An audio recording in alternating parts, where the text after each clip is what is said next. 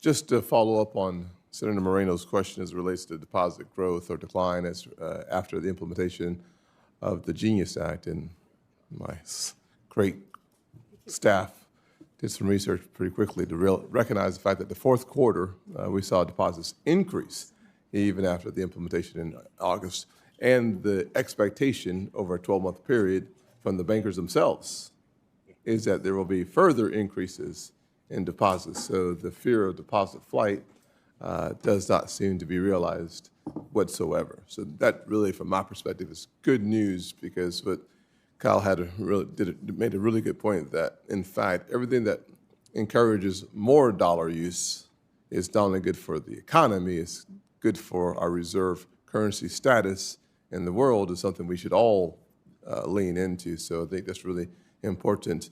I'd also like to note that Chairwoman Bowman has done a really good job, and I'm excited, frankly, about the opportunity to see a reproposal on Basel endgame by the end of March, which feels very, very soon. And I am thankful that the four of you all have been working together in a collaborative fashion to bring to us and, frankly, to the market new information, because capital has been increasing for the last several years, and we've always heard over and over again, we have about what we need, but then it goes up some more, and then we have about what we need, and then it goes up some more. And so my hope is that we'll have a real strong Basel III endgame proposal, and that the market will celebrate it. I know that I will celebrate any changes in the right direction from my perspective, so that's great news. I think we must ensure that capital requirements do not prevent families from accessing the credit they need to buy a home, as we all are very aware of the fact that the average age for first-time home buyers is at 40 years old. And that is devastating to so many Americans. For so many of us, the American dream we see in our future as we are growing up is homeownership. Homeownership is the equity position that we really want in America, and everything we can do to make that available and accessible for those who are credit worthy, I think we're heading in the right direction. And so we have worked on this committee in a bipartisan fashion on the road to housing legislation that passed through this committee unanimously and through the Senate unanimously. A road to housing is meant to expand housing supply, but to help spur demand at the same time. Can you elaborate, Chairwoman, on any efforts that you see? You talked about making it easier for community banks to get back into the mortgage business. I'd love to hear you elaborate on that topic a little bit more. Thank you, Senator Scott. As you know, my initial banking experience was as a community banker in my family's over 120-year-old community bank. So one of our core businesses was real estate lending for consumers.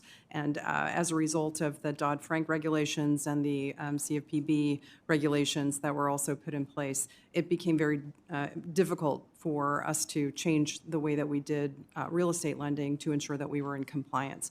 I heard, as I was the bank commissioner in Kansas, similar stories across the country from other bank commissioners as well, that many community banks had exited that business. And it is certainly devastating for consumers in those areas to not have a relationship with their lender. So we're very focused as we were thinking about the Basel approach in ways that we could right-size and recalibrate the approach for residential mortgage lending so that we could encourage the banks to get back into the mortgage business, since it had nearly, significantly shifted to the non-bank mortgage origination space. So I gave a speech about that last week. I think that's what you're referring to. Indeed. I think there are other areas that need to be addressed as well, and I think they're part of, as I mentioned in that speech, CFPB regulations that put onerous requirements and large fines on banks for making mistakes in mortgage applications and things like that. So I think it's important that we think about this in a more broad manner and holistically as we approach thinking about banks getting back into the mortgage space. I appreciate that. I like to hold all senators, including myself, to a 5-minute threshold so that we can make sure everybody gets the opportunity to ask questions. So I'll ask a question anyways. So something like a public hypocrisy. You both, Chairwoman and Chairman Hill, you both have done a really good job on the indexing issue that I'm very interested in as we think about systemic risk I hope that we recognize that as our institutions get larger, that systemic risk should be indexed to reflect reality in our economy. Can I count on both of you to continue your work on the indexing conversation? Absolutely.